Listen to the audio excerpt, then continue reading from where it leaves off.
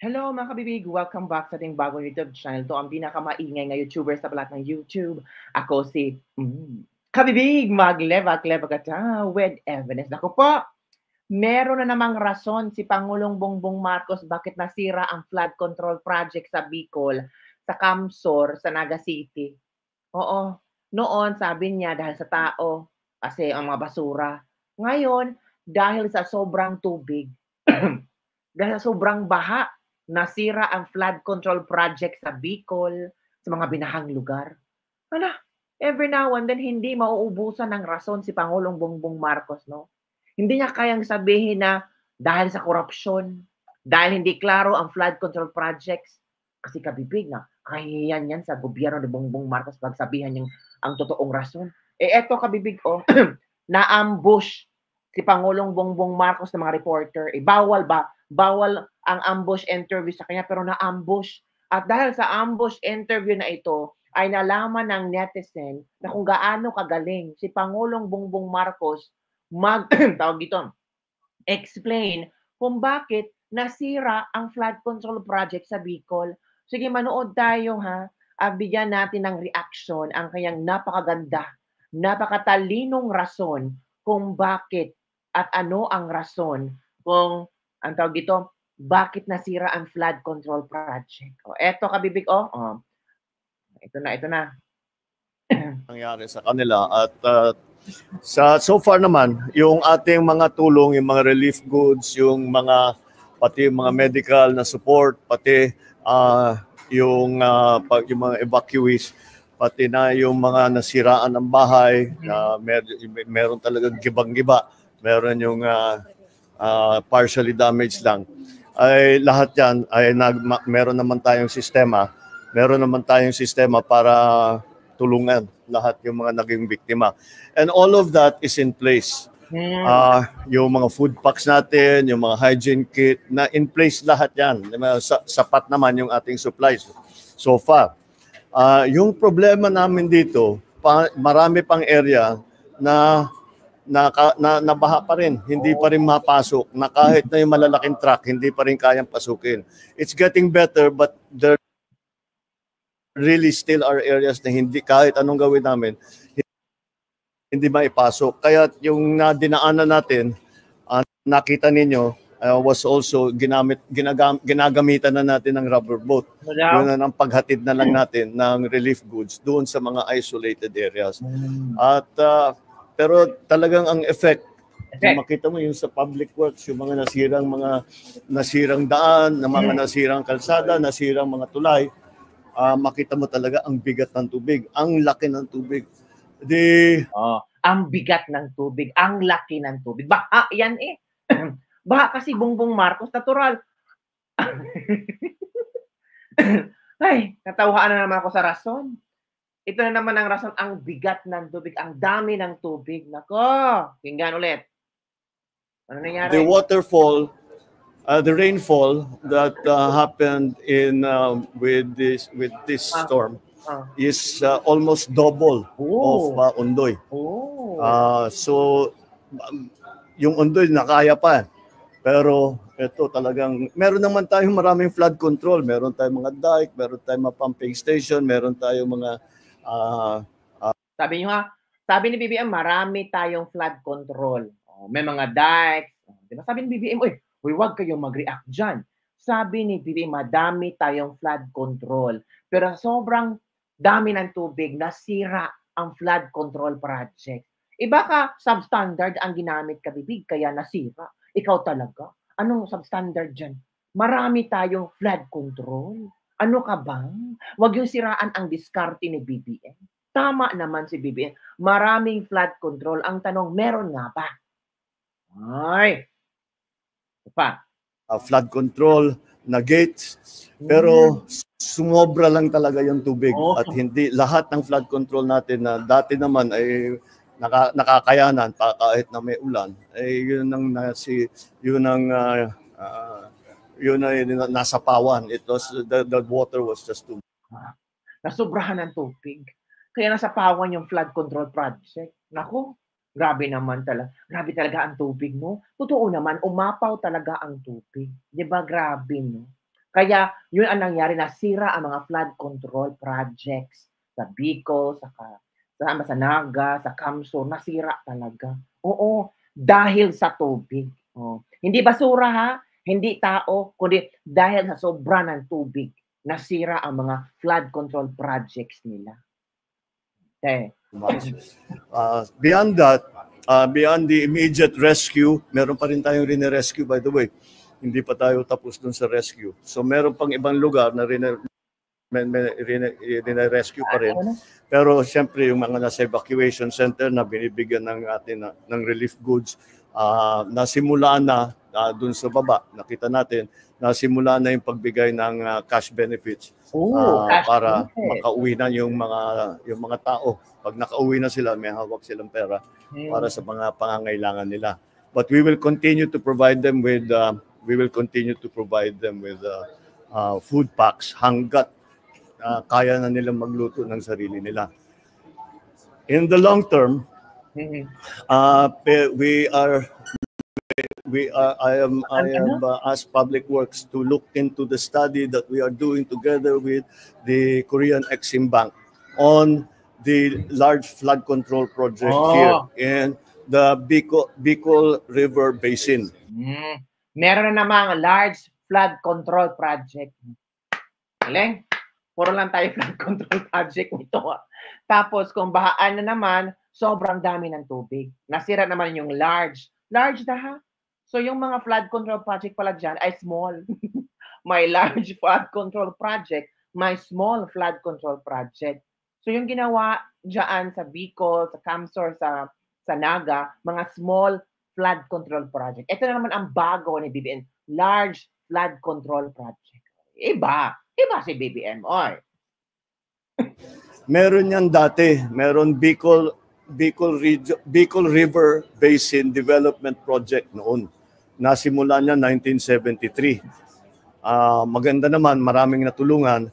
Ngunit yung project na yon hindi lamang flood control. Marami pang iba, may farm to market road, meron pang assistance sa mga communities.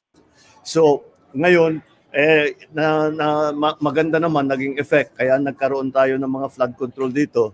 Ngunit noong 1986, nung nagbagong gobyerno, natigil yung project na yan kaya hindi natapos. Ngayon, babalikan natin pero iba na ang ating focus. Hindi lamang yung community development muna. We will focus on the flood control talaga. Dahil nakita naman natin. Dahil wala na tayong, wag na nating asahan na hindi na mangyari ito. Mangyayari, ganyan talagang climate change, severe weather. So this is the new situation that we have to deal with.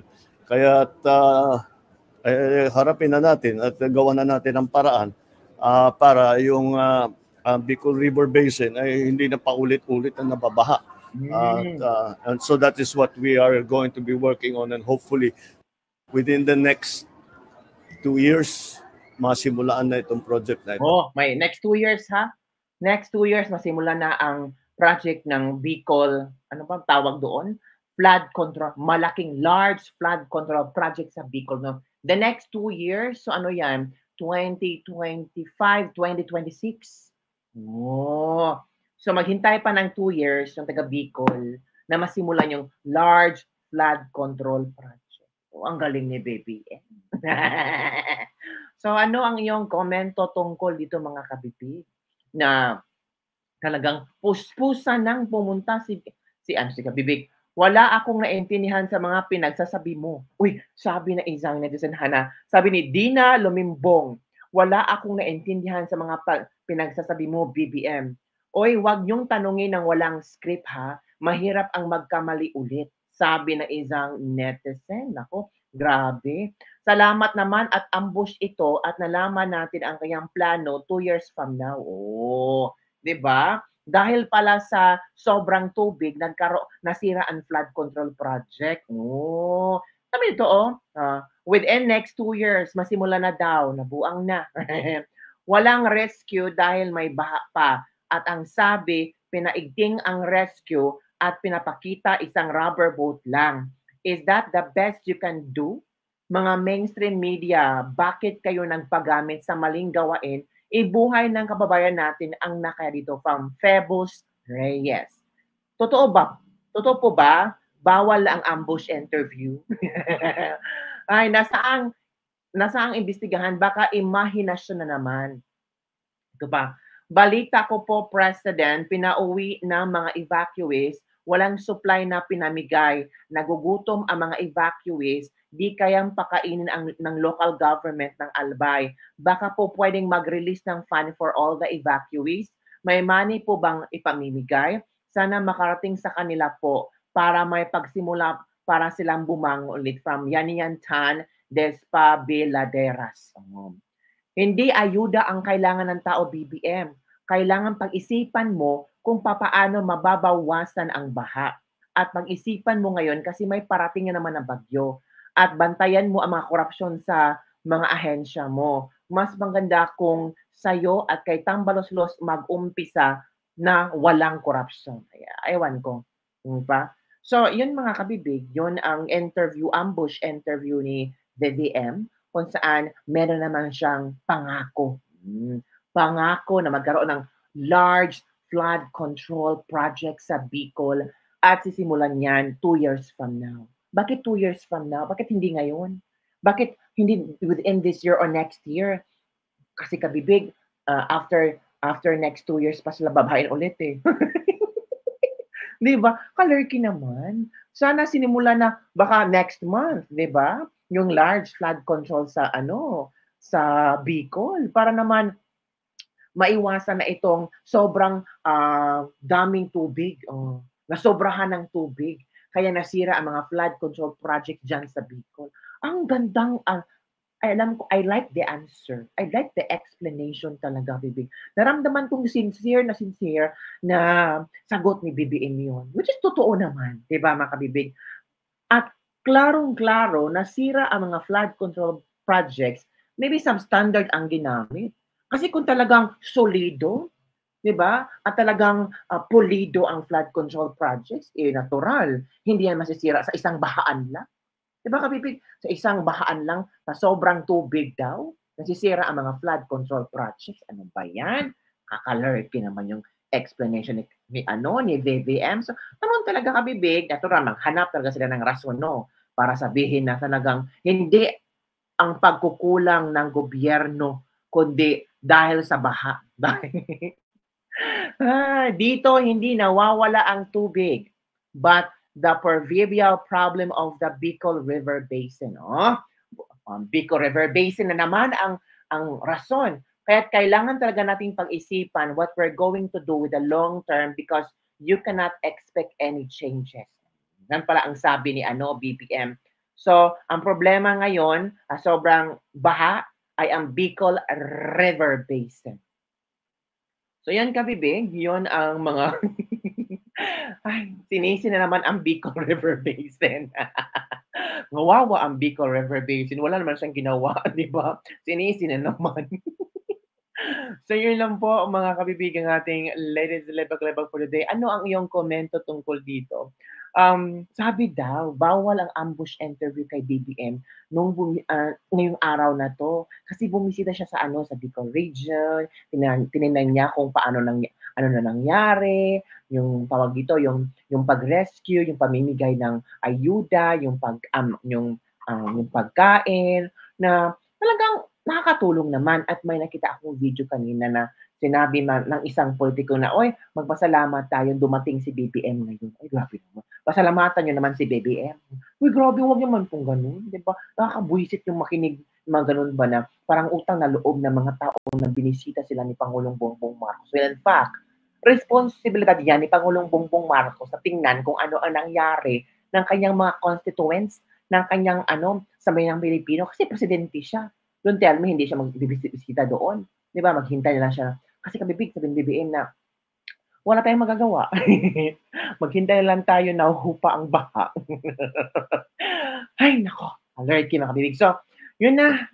Kayo na ang bahala na maghinay-hilay, mag-isip-isip ba na after 2 years pa, magkaroon ng, ang tawag dito, large flood control project sa Bicol River Basin or Basin Bicol River. So, yun na nga kabibig, oh. Ito, oh. Ay, teka muna, ha. Namigay pala si BBM, nagbigay ng 30 million to the city government of Naga and 15 million to the provincial government of Albay to initiate the rehabilitation process. Oh, yun pala. At magkaroon ng Philippine-Korea project para sa flood control. Well, maganda yan. Maganda talaga yan. Sana masimulan na. Sabi ni BBM kasi next 2 years. Sana simulan na this taon, this year, na makita naman natin ang development. Para hindi na makaramdam ng tawag dito, ng takot yung mga taga Bicol na baka bahain ulit sila, baka hindi na kayanin ng flood control projects ng mga LGU dyan. So, kailangan talaga ng malaking flood control project dyan sa Bicol at mga ibang bahain na area. So yun lang kabibig. Don't forget to like, subscribe, and share this video. Bye everyone. See you next time.